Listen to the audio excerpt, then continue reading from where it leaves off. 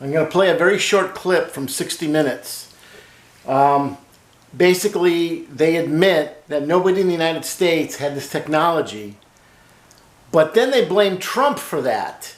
So they're making the statement that private enterprise in the United States did not sign up for this technology, but because other private companies signed up for it in other countries, somehow that means those other countries' leaders are smarter than Trump when they had nothing to do with it.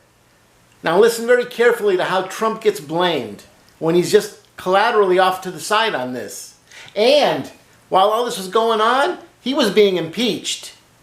The Super Bowl was going on, which is like the biggest event in the world for the United States. So for 2 weeks, that's all the talk is about. And in the middle of February, on February 12th, the Democrat House Judiciary voted to rescind the international travel ban that Trump had instituted. And Trump also instituted a travel ban, I think it was at the end of February or beginning, I think it was the end of February. So they're blaming him for stuff that's not his responsibility and not crediting him for what he did with the travel ban. Now listen very closely. Blue Dot had no clients in the U.S., so while Dr. Gardam's hospital was making plans in January, President Trump, as late as March, was still assuring Americans that everything was under control. We're prepared and we're doing a great job with it, and it will go away. Just stay calm. So, is it the president's job to panic everybody?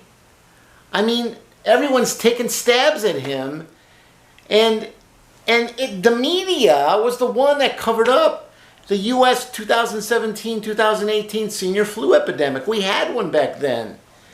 60,000 seniors died in just a few months from the flu, and the number may have been double because the death certificates were falsified. They were made to sound nicer.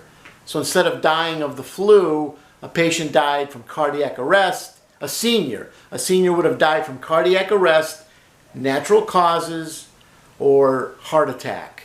Okay? So they were purposely not putting flu down on the death certificates, and the media never caught it because 2 years ago they were going after Trump for something else, for the Mueller investigation and the Mueller report. So we're constantly blaming, the media is constantly blaming the president rather than looking at themselves.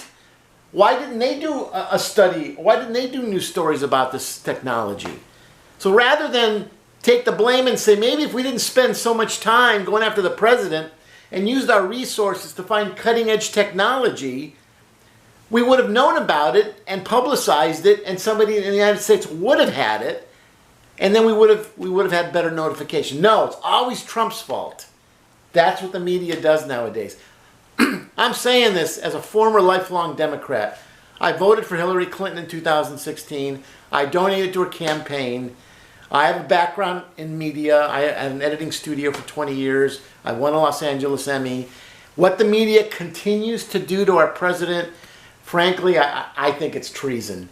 This constant, just listen to it again. Listen to how they just throw Trump in there as if it's all his fault. Watch one more time. California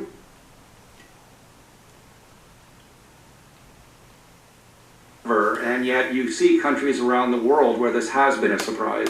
Blue Dot had no clients in the U.S., so while Dr. Gardam's hospital was making plans in January, President Trump, as late as March, was still assuring Americans that everything was under control. We're prepared and we're... So, what did that have to do with the story? Why can't the media ever criticize themselves for not doing their job?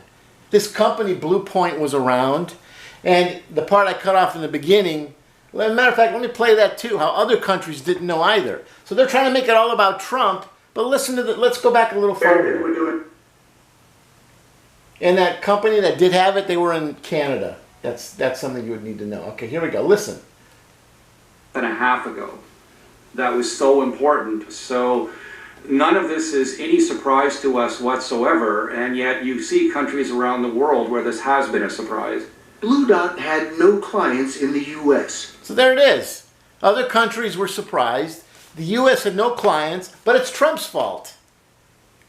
I never saw 60 Minutes run a story about this till now. So every time they try to blame Trump, Trump is going to fight back, and rightfully so, and the bigger picture gets lost. Discussion about ways to treat the coronavirus intelligently are lost. And that's on the media, not on Trump. What if we find out in a month or 2 or 3 or 4 that if you cut up an onion and use the fumes from the onion mixed in with the ventilator, it helps kill the coronavirus? Would it have been worth battling Trump all these months when there might have been a better solution right in front of our faces? What about garlic?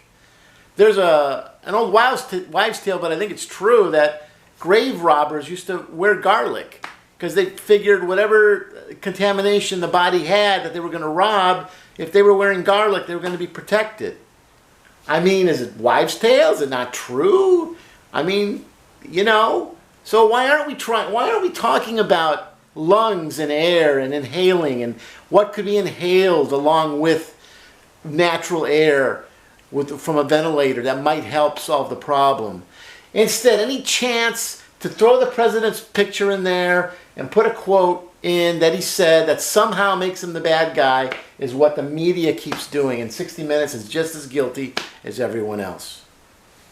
Anyway, if you agree, please share this or leave something in the comments section that's intelligent. I love intelligent comments, I really do. Because that's what I'm asking the media to do. I'm asking the media to ask intelligent follow-up questions to something the president might say. And as a matter of fact, one of my favorite comments I've gotten on my YouTube channel, somebody said, you know, they're not even using medical reporters at the White House briefings. They're using political reporters. And I'm like, my God, is that true?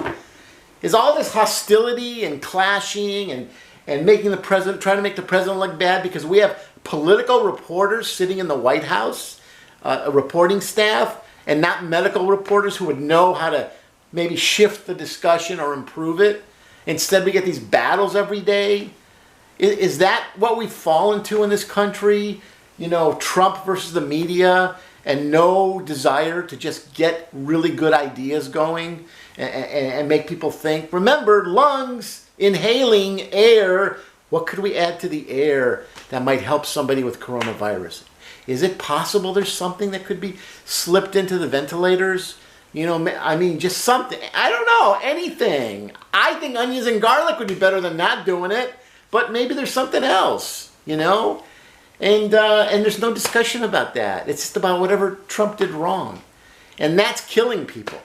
Because the less intelligent discussions we have, the more we kill people while the stupid media battles Trump and wants to debate him and make him look bad rather than solve the problem. And that's what you should be worried about. You should be worried about our media. They're really just dropping the ball, but because they are the media, they can make it look like somebody else is.